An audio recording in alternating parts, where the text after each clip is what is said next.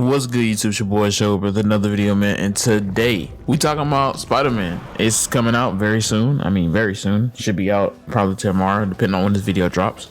And luckily, the reviews are already started to come out. So if you've been on the fence about whether you should pick it up, you can check those out. But honestly, if I know I'm a Spider-Man fan, I enjoy Spider-Man 1. It's gonna be probably more of the same, but more story and a little bit, a good amount of new upgrades. I'm not really gonna watch the reviews. I mostly watch the reviews maybe like a day, maybe some hours before the game actually comes out.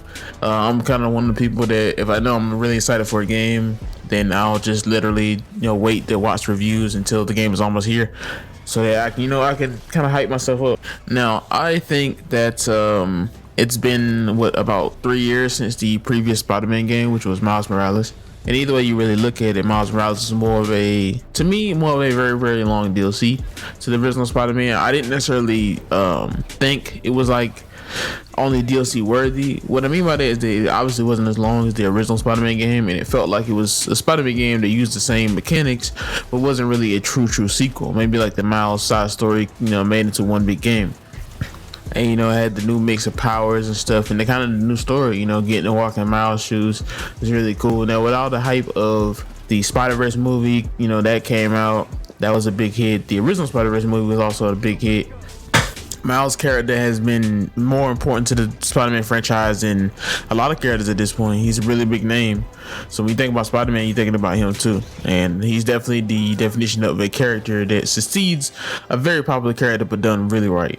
That didn't necessarily change Peter Parker to being a Hispanic black kid, but more created a new outlet for him and a new character for him, and that's cool. A lot of people don't like the race swapping thing. I'm not really gonna get into that, but just jumping back on the subject of the games, man, I so excited to play this Spider-Man. I know it's gonna be kind of short, man. It's gonna be one of the things where I'm gonna definitely try to expand my time in it. I'm gonna try to do all the little collectibles, all the little things I need to do before finishing up the main story, just to try to make it a little bit longer. Because when you're anticipating a game like this and you're really excited for a game like this, it could kind of go by in an instant if you don't take your time with it. A lot of people just generally go back to playing like the story and stuff. I would try to do everything, man. I'm gonna try to 100% it and just complete all of it. I recently realized I played the original Spider-Man 1 and Miles Morales and did not actually go back and play the DLC. So I'm gonna be doing that the night before the actual game comes out.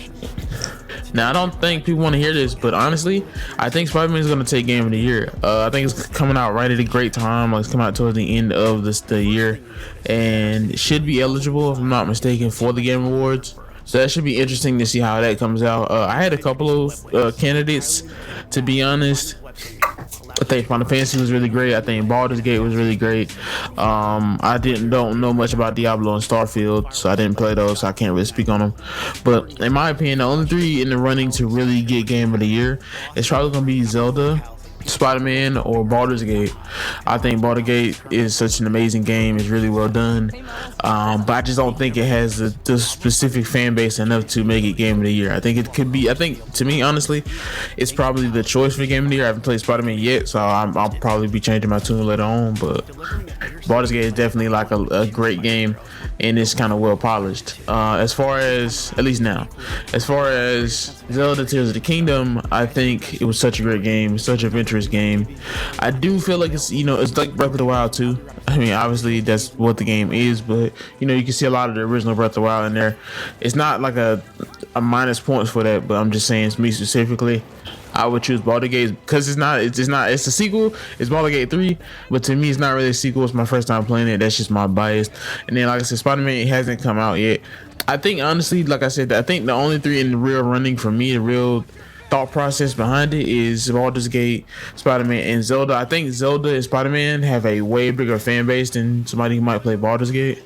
Like me, I'm a JRPG fan. Like I like RPGs and tactics and strategy and stuff. So I know a lot of people that don't like that kind of stuff, so they wouldn't pick Baldur's Gate. But I know people that will go and play a Zelda game till they die, and then I know people that's gonna play Spider-Man. I know people that don't really even play the game like that. They don't even really touch the game, but they specifically want to play it just to play Spider-Man. They bought PS5s, PS4s just to play Spider-Man, and it makes sense, because It's such a great game. It's such a phenomenal game. Just like we God of War 2 when that came out, I was very excited, but I didn't really get around to playing it. You know, I didn't really get around to finishing it. I think Spider-Man itself is such an easy game to just get up there and play. Sometimes when I might get off work, I might go and just kind of like go around the city in Spider-Man and do a couple of side missions and stuff. It's just such an easy game to get into. It doesn't require not necessarily your full attention, because it is a game that is challenging when it needs to be. But going back and playing the game in a harder difficulty is giving me a lot of thought process, to be honest. It's giving me a lot of kind of excitement for playing this new game.